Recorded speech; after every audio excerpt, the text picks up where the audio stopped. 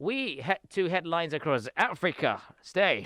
Headlines across Africa. Headlines across Africa. Headlines across Africa. Headlines across Africa.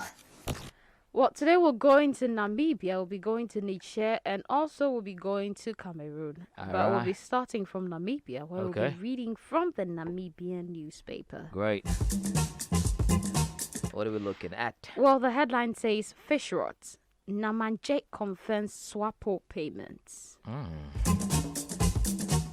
Okay. Lawyer Sisa Namanje has confirmed to the Anti-Corruption Commission that his law firm handled millions of dollars that now form part of the fish rot investigation. In a sworn statement submitted to the ACC in October last year, Namanje revealed that between 2012 and 2017, his law firm Sisa Namanje and Co. Incorporated has dealt with millions linked to SWAPO. Namanje holds a majority 75% share in his law firm. His statement was a response to a request by the ACC to explain huge transactions that went through his law firm's trust account between 2012 and 2019.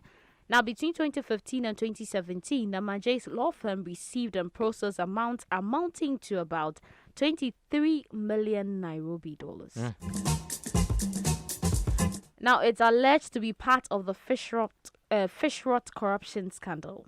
And these transactions involved about 17.5 million transferred from the National Fishing Corporation, which is Fishcorp, and $5 million from a company called Memaria Seafood Namibia Limited.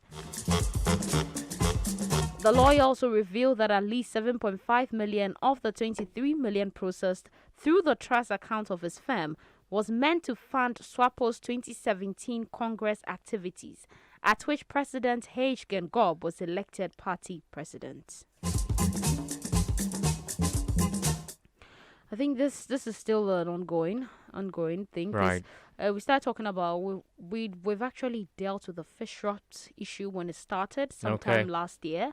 We looked at the story and it's still unfolding. Investigations are still going. I'm just happy that as the days go by, they bring another person. They're just getting the people who were involved, because for them to have caused the state such loss, corruption is not in any way good. Not at all. It never builds the states. It ruins the states. It does ruin the states. Right.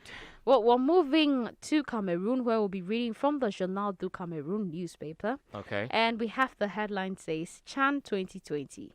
Cameroon creates surprise and advances to quarterfinals. Yep.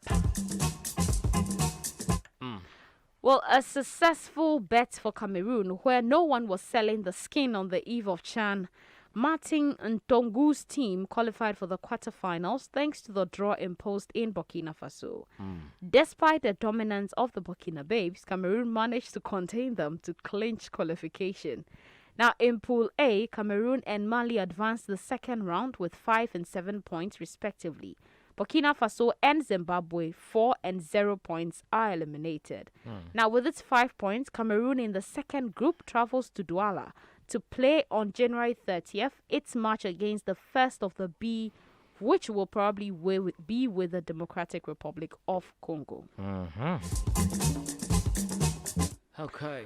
Well, it turns out the indomitable Lions have advanced to the second round of the South African Championships of Nations. Yeah, I watched that game and I thought both sides were very powerful. I mean, it was more like a real, game. It was a tough game, actually. Mali and Cameroon, they really played very, very well. I thought Mali was going to win, but unfortunately... No, Mali and Cameroon also played. Okay. They're in the same group. Definitely, they will play against each other. Yeah. So I think the game against Burkina Faso gave them that. It's a game against that gave them the win because to of the second draw, round. Yeah. But I'm talking about the one Mali, against Mali. Yeah, which I watched. Okay. Great. Finally, we're going to Niger, where we'll be reading from the Le Sahel newspaper. Okay. And the headline says, End of voluntary HIV/AIDS testing campaign in Niamey, accelerating the response to the disease. Okay. The voluntary HIV/AIDS testing campaign in Niamey ended yesterday morning at the Losagungu Integrated Health Center, ISC. It was sponsored by the First Lady Hadija Asiata Isofu, godmother of the fight against HIV/AIDS in Niger. The campaign took place from 15th to 24th January 2020 in 20 integrated health centers in Niamey. Right. It allowed the surrounding populations to be screened in order to know their HIV status. Now, the goal is to accelerate the HIV response and treatment. Right. The closing ceremony of the campaign was chaired by the executive director of the Guri Life Better Foundation, Mr. Osman Kadri Nohu, in the presence of the coordinator of the National Program to Combat AIDS and Hepatitis, Dr. Hassan Abdul Nasser, the Chinese Embassy Attaché in Niger, Mr. Yikai, and health officials. The campaign was closed with a donation of food kits to people living with HIV/AIDS. The donation, which was intended for 200 people living with HIV/AIDS, consisted of 5 volumes of rice, 200 packets of pasta, 1,000 liters of oil, 400 packets of milk, and 400 packets of sugar. Well, the executive director of Guri took this opportunity to reassure the network of people living with HIV that the Guri Life Better Foundation will continue to support and protect them from stigma or discrimination. He also thanked the Embassy of the People's Republic of China for all the support given to the foundation as part of the health cooperation of the Forum on Africa-Sino Cooperation. Okay. Well, that is a story coming from the Le Sahel, and it's a good thing the godmother of HIV/AIDS is doing in Niger. Yeah, the godmother of HIV, championing where people need to go and test. Yeah, when she says the godmother it's a of godmother it, of it's HIV, like... No, it's not like she has HIV. She's I know the that, godmother in that like, sense. not to, get it misunderstood, right? Okay. You get my point. Yeah, I get you. Like when we say the godmother of... No. You get it. You don't want to say that again. I know what it is. But that is how she's seen, because she's championing the cause of encouraging people to get tested. I mean, I remember quite well. We talked about Yoweri Museveni, the president of Uganda, who actually publicly, tested for HIV/AIDS, for HIV with his wife.